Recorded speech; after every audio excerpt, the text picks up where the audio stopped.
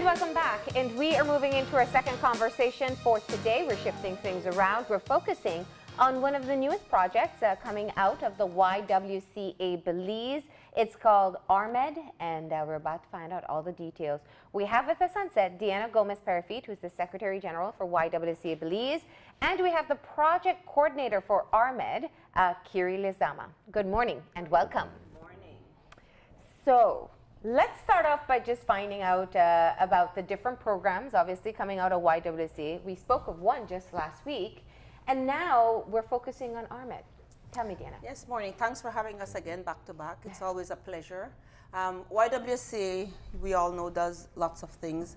Our AHRMED project, which is addressing human rights for more equitable development, that's what the acronym stands for, is one of the projects that helps us to do human rights awareness. So we do daycare, preschool, we have pool facilities, we have our health program, which we talked about last week, and we do catering.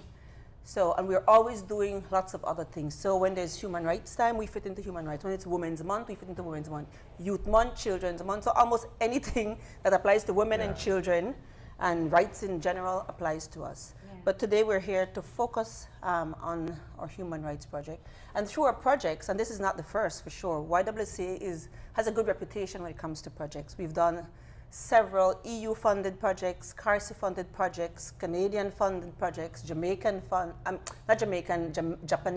funds. They built a pool. So we're an institution that is that has a good reputation, and we find that agencies trust that we will use the funds for what we say we'll use it for. So the newest one is an EU-funded one, and it's human rights awareness. Is it a locally grown project? I mean, did you come up with the ideas internally and said, this is something we want to do for Belize? Yes, it is well, you know, there are different trending themes, I think, from one year to the next. Right now, it's human rights is trending, for lack of a better word. And we had written a project. This project has been in the making for, I think, 2 years. Nice. It actually got approved last year, November. So it's 1 year, this November, that we've been executing or implementing this project. So it's funded by the EU, implemented and executed through the YWCA. So, Kiri, tell us, why look at human rights specifically, and human rights education in Belize? Well, I mean, primarily we're working with age group from 15 upward, focus on women and girls, but we're also realizing that when we go into this, when we approach people, when we go to schools, they'll say, we want boys to participate as well. And I mean, just the idea of human rights education is just so important, teaching them how to socialize with each other. Yeah. The real essence of this curriculum that we got the rights to use was focusing on that, relationships, values, core values like cooperation, respect, responsibility for your rights. So it's just human rights education. I think is really important, and just teaching kids how to interact with each other respectfully is really what we're trying to focus on through this project. It's amazing that in speaking about many different issues in our society, we seem to have to always go back to the foundation of human rights, and that it is essentially rights that are for any person who's a human being. It astounds me that we are still there so many years later after the declaration. What are you finding when you reach out to these particular groups as to what their knowledge and perception is of human rights? Well, I mean, it's always really transformative interacting with children at that age group. I find, like, you know, one real example of that is we're trying to teach them basically how to, like, again, to interact with each other. And I remember we walked into one of the sessions and I told them, you know, you can call me Kiri. You don't have to call me Miss Kiri. And, you know, their response was, Miss, we have respect. You know, we can call you Miss Kiri. But one of the other facilitators kind of brought to them how we treat others, people who are different from us. And so, for example, they used, when you go to the Chinese shop, how do you address the person at the Chinese shop? And then you could see them kind of think about that, think about how they speak to people who look differently from them. And that to me was one really good, really good way that we could see how, if we just get them to think in those sessions about how they say things, then it's a win. When you Sorry, go ahead. So the project is executed in 3 districts. So it's Belize, Belmopan, and the Dangriga district. And this is how YWCA is able to reach beyond Belize and Belmopan, where we have offices, through projects. So Kiri can tell you more about what's happening in all three, but just so you know, it's not only Belize district. We've gone beyond through this project. So we have partnered with POWA in the south, and the Belmopan branch of the YWCA in Kaya. And so those are the three areas we're implementing. We've had sessions, training of facilitators in Stan Creek. We've had a couple of sessions in Kaya so far, reaching out to some of the homes, the girls' homes, and also the youth groups in those areas. And so it's really going to be ongoing throughout the project. Yeah. What's the greatest transformation that you find over the course of the training? Well, like I'm telling you earlier, it's really seeing their reactions and seeing how they pause and think about, you know, just how they're interacting with each other. Yeah. I think for me, seeing that with them, it really gives me hope and purpose in what we're trying to achieve through this project. I mean, while they're project goals, you're trying to make sure that you do everything you're supposed to do on paper for the project document. The real heart of it is working with them and seeing them kind of think about that. So to me, that is the biggest win. When you look at perhaps going through the primary curriculum, maybe it's an understanding that these things come naturally. You learn what your rights are as an individual, what your collective rights are as a people, etc. Is it that you're finding through the YWCA that there isn't sufficient being taught for young people to understand fully what the scope of their rights are as to why a project such as this is necessitated? Well, I mean, I think of when I was in primary school, you know, and there was this big awareness and sensitization of voting on the CRC. And I remember we had that, and that's familiar to me.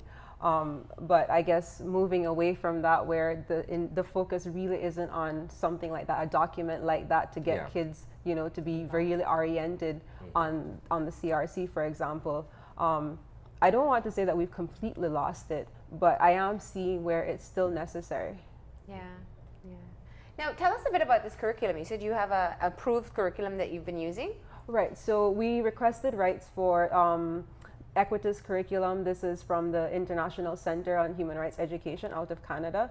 And we requested to use their curriculum and to kind of adapt it to our Belizean context. And so that's really the backbone of the document that we've been using, the manual that we've been using to implement in uniformity across the districts. Yeah. And how have you found the progress of those who are involved in following through with the curriculum? Is it activity-based? Is it more theoretically based? And what's the interest level that you're seeing? Well, what was really appealing about this curriculum is really heavily based on activities. Okay. So, for example, this activity here that's on screen is called the Web of Love. And again, I mean, it's human rights, but it's also focusing on that kind of interaction. Yeah. And for this activity, we kind of have them use a web yarn, you know, and then talk about what love is to them. And you give it to the other person, they speak of what love is, and then you cut it and you talk about what love isn't. And so everybody gets to participate in just their understanding of what love is, what love isn't. And I mean, just to see them think about that kind of thing and have them express it. Maybe often they don't have the space to have these kind of conversations about what love is and what it means to be kind to yourself. Yeah. What do you hope is going to be the difference when you've trained or educated these 3 different cohorts of young people? What will be the difference in the communities with them now being aware of what human rights are and what their responsibilities are as well? The whole point of it is to kind of get people to a place of empowerment, to kind of harness this agency within themselves, to be advocates for themselves, to be advocates for their own rights. That's really what the point of it is. And so I was listening to Ms. Michelle Irvin, who's from POWA, the POWA organization. She was on the radio earlier this week, and she was talking about when we become advocates for ourselves, it's not necessarily, I think we live in small societies where we kind of stand up for ourselves, stand up for our rights, and you don't want to hurt people's feelings, you know? But that's really not it. You shouldn't, standing up for your rights should not be a personal issue. Yeah. And really that is what I want to see the transformation, that's the transformation I want to see for the kids, for them to be agents and advocates for their own rights. Yeah. If I could just add, there's a sustainability factor figured into the project. Yeah. So we have where we're training trainers in all of the districts to ensure that beyond the project, there's continuity in terms of awareness. Yeah. And so that even if it's driven by YWCA, and hopefully it doesn't have to be, but by the agents that we've trained throughout the different districts. Also keep in mind, this is not just youth focused. There's also the woman aspect where we have different categories of it's indigenous women, differently abled women, and youth, students. So it's a cross section of women and youth that we're going to impact. And then there's the equitable development aspect of the project, which really we will, out of the people that we've brought awareness to, we will do some skills training. And so we're wrapping up one of them at the YWCA Belize at this point. And it's a care center providers training. So so there's also that aspect. So we're not only teaching you and empowering you and talking about awareness, but we're also giving you an opportunity to be able to move from just that learning aspect to doing something more for yourself. Yeah. Granted, they won't be able to do the skills training for everybody who we've, the whole target population for this particular project, but we will be able to pick out the ones who are ready to move on to kind of an entrepreneurship type of venture, or who are already working and are at the age and at the space where they can actually utilize training. Yeah. Now, from the conversations that you've had, and I'm sure you've all been exposed to some of the participants, tell me something surprising in terms of maybe a lack of knowledge or lack of understanding of human rights that really shows you that this is a necessary program for the groups that you're working with. I think very early on, one of the things that really stood out is like we were with a group of women talking about marital rape. And I remember one of the participants saying, but how can it be marital rape if they're married? And just really not understanding that even if you are married, there can be marital rape.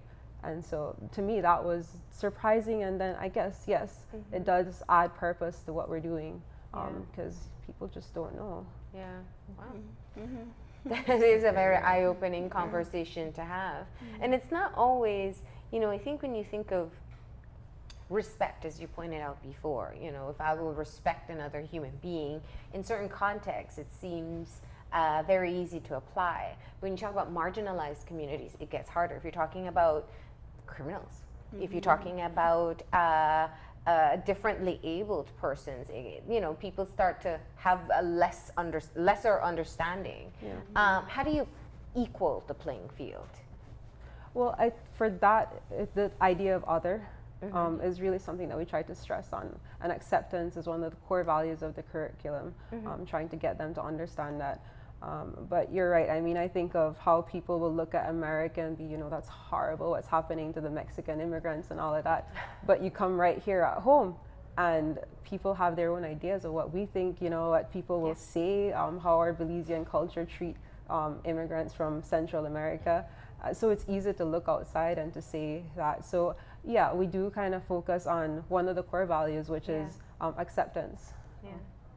Do you find it a bit challenging, considering the fact that in Belize we have our own culture and the way of thinking and looking at others and looking at ourselves, so that in terms of accepting the differences of other people presents somewhat of a challenge for youths today? Yeah, I do think it's very challenging. And in addition to the challenges of, looking at what is different, I also think of security, and it's to stand in front of a room of children and tell them about these ideals of what the CRC is, what the Universal Declaration of Human Rights is, and then know that, they're just thinking security at the end of the day. They speak of the right to security often in the sessions, of how they're just afraid of walking the streets, of being from a different neighborhood and that kind of thing. And that is a challenge in our society. It's difficult to kind of reassure in that way, but I guess the awareness does help. Yeah. Now, is the curriculum accessible to others? If there's a school, for example, that's watching this and saying, you know what, I want to introduce that, maybe at a club level or within individual classes, to get our schools acquainted, can they access it through the YWCA? Yeah, so right now we're doing sessions Yeah. with schools, with students. For schools, when we go in, we'll primarily ask for peer helpers or student council or that kind of thing. And that also speaks to the kind of longevity and continuity of whatever it is that we train on. Yeah. We have approached several schools that we're working with. Some of them have asked us to be a part of their life skills class. So we'll do a couple life skill sessions with them. It's really speaking to about 8 hours of contact time for the curriculum to be delivered. Some schools have offered fully for the 8 hours, so we'll kind of fit into their schedule. Others, it's less hours, but you know, we are out doing work in the different districts with schools, with women's groups, and that kind of thing. So a school can simply contact YWCA and ask them to have this project be introduced once they can commit the children and the time? Yes. Mm-hmm. Again, and then we'd like YWCA would then go in and do at least the initial train, and if we can get the person trained out of that school, so then it can continue, then that is even better. So, Awesome. All right, what else would you like people to know about this project almost a year later? Well, they can contact us for sessions. That's really important for if you see a need in your school. Then we're definitely available to be a part. At the same time, we're doing outreach to different schools. But also, yes, it is advocacy is a part of it. But as we move on into the skills training and that kind of stuff, they're really exciting initiatives that we want to embark on for the skills training aspect of this project. And so there's a lot more to come where that's concerned. Can I speak to driving a little? Yeah. well, not quite yet. So they can contact Y in Belize City, the branch in Belmopan, Power in Dangriga. Failing all that, you can reach us through the YWCA in Belize, and we can get out, get the information out to whoever. Definitely. So we'll have a booth at this year's expo. So if you want more information, you can go. There will be a booth for the Human Rights Project, but also for the YWCA as a whole. So it'll be an information sharing booth. Excellent.